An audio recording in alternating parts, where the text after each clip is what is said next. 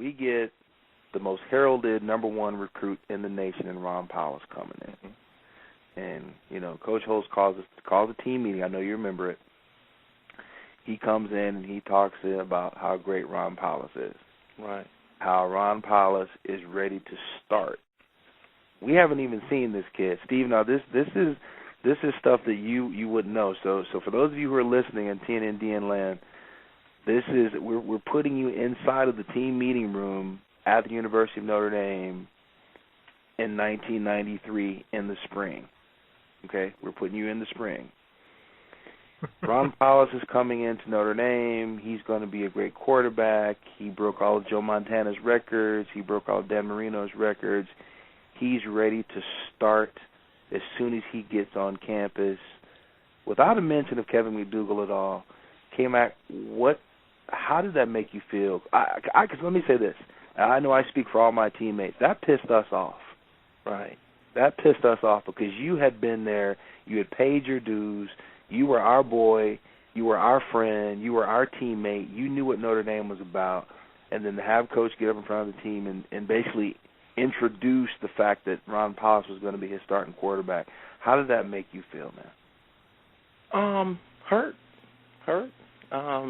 It's as simple as that. I think I was hurt because since a freshman, I think, you know, someone gave a count at one time that I had maybe 18 full drives or something, some number like that. Mm-hmm. And almost every drive ended up in a touchdown. Right. When the backups went in for the entire game. I mean, our backups would have been start. Let me temper that statement. Let me pepper that with something. Our backups would have been starters anywhere else in the country. No doubt. I mean, you know, you got you at quarterback, me at tight end, Ray Zellers, Lee Beckton, Clint Johnson, Ryan Leahy. I mean, the list goes on and on and on. Right. So, and you know, I thought about that, and I had great spring seasons every year since my freshman year. Yep. So for him to say that and not even give me a chance as a quarterback, you're like, wait a minute, hold on. This is my team. I haven't even had a chance. When you've given me my chance to shine, I've shined. Right. So how can you not give me a chance my senior season? So it was hurtful. It was hurtful. And that motivated me even more, even though I was already motivated. It just put an extra twist on it, an extra notch on it. So we're in practice. We're scrimmaging. Ron's taking reps with the first group, 1 versus 1. Drops back to pass. Aaron Taylor, you know, misses a block. Jim Flanagan comes free, gets a sack. Ron Powlus breaks his collarbone. I'm not a mean-spirited cat. I'm not a mean-spirited dude, and I don't think any of us are mean-spirited. But I think at that moment, our team became solidified. And it wasn't Ron's fault.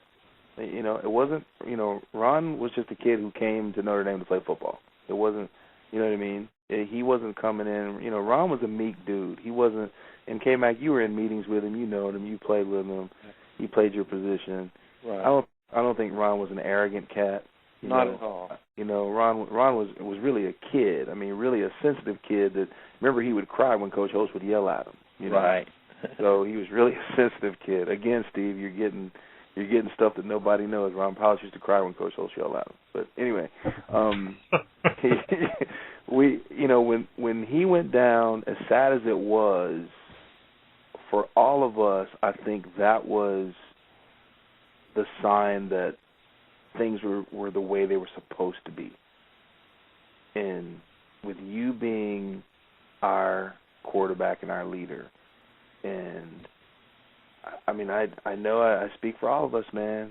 You know, when you were in that huddle, there was a calm that, you know, Rick had a calm about him, but you had a calm that was so. I mean, I remember laughing in the huddle, man. I mean, I remember laughing. I mean, just the critical parts of the game, just laughing. You were playing Florida State as third and short, and you come in the huddle laughing. Hey, here we go. Let's get this. You know, it was so incredible to be a part of that. And I'm sitting here like a little kid with this Cheshire Cat grin, just thinking about those moments that will always be a part of what made that team special. Yeah. And it wouldn't have been that way. I don't think it wouldn't have been that way if you wouldn't have been our guy. So that kind of leads me into my next question, which is, so that happened, Ron gets hurt. What did it mean to you to then be the starting quarterback, to finally be the starting quarterback at the University of Notre Dame, to finally get your shot? Although maybe begrudgingly, maybe, you know, it had to, you know, be, you know, God's will or whatever you want to call it, karma. What did it mean to you to finally get your chance to be the starter at the University of Notre Dame? Man, well, I mean, this question actually goes back. I would have to start backwards. Okay. When our freshman class came in, I mean, we felt it was the best freshman class ever assembled, even at the time. Mm-hmm. And when you look at our senior year to see where everyone, you know, went, mm-hmm. How many people went to the NFL, because you got to realize Jerome Bettis and Tommy Carter was in our class. They left early. Yep, they did. You know? Yep. So yep. It started from then when stepping on campus, seeing the type guys that had come in with me, it was unbelievable. And we were close from day one. Yep. So now when you get to our senior year, and I'm, you know, not the starter at one point, then mm-hmm. to finally get that chance, it just felt unbelievable to be able to lead a group of guys that you knew were going to, some people would be Hall of Famers and things like that. There's no doubt. The greatest probably class ever assembled at Notre Dame, and Notre Dame had a unbelievable history. Mm-hmm. So it was just time to go. And I was so excited, and that's what made me work so hard. It's not wanting to let you guys down.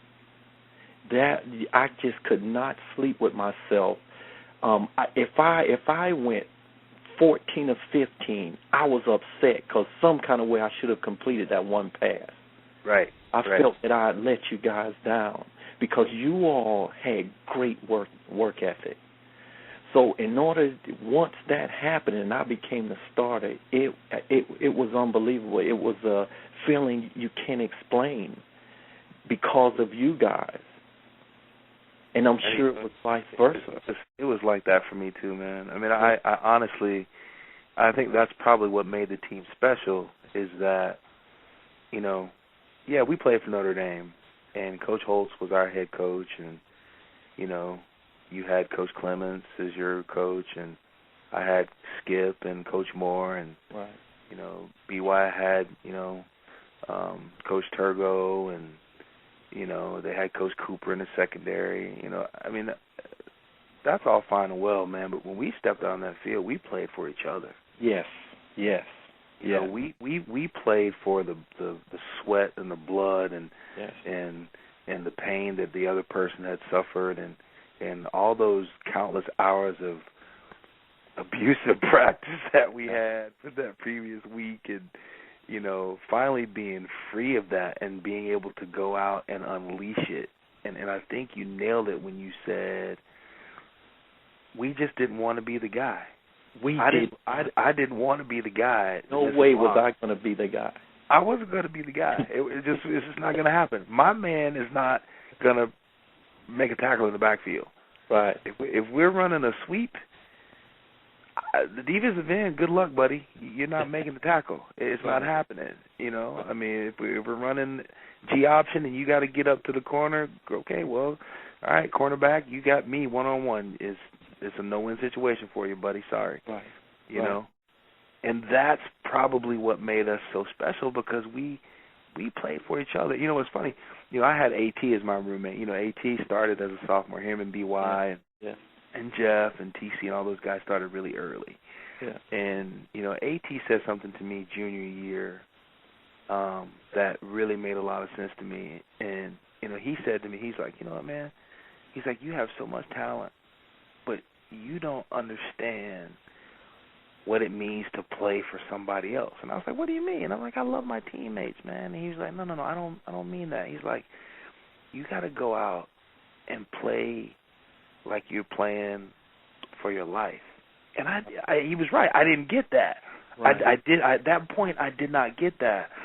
But when I came into camp junior year and I broke my jaw, remember I broke my jaw? Yes. Before we played Northwestern, right? And I figured out when Irv came in to he came into the basketball arena, man, I was sitting in there. I'd taken my pads off, and I just seen Dr. Yergler. He's like, you know, your left mandible's broken, man. You're going to be wired up. In comes Irv, you know, fully padded, and he's sobbing, you know, sobbing like a baby. Preseason All-American, eventual first-round draft pick to the New Orleans Saints, and he's sobbing. I'm like, what are you crying for, man? I just broke my jaw. Uh-huh. You know, and he's like, we can't win without you, man. You're my brother. You're our teammate. We need you to play. And at that moment, I got it. Is that, I mean, I could have wired it up. I could have called it up. I could have called it a season and got probably another medical hardship year and played for another year. You know what I mean? But it was about not letting my teammates down. And K-Man, let me tell you, brother, you never, ever let us down. Ever did you let us down. I mean, if anything, I appreciate it. We wanted the ball in your hands more. We wanted the ball in your hands more. We're on with Kevin McDougal on the Ask Oscar Show on TNNDN Network.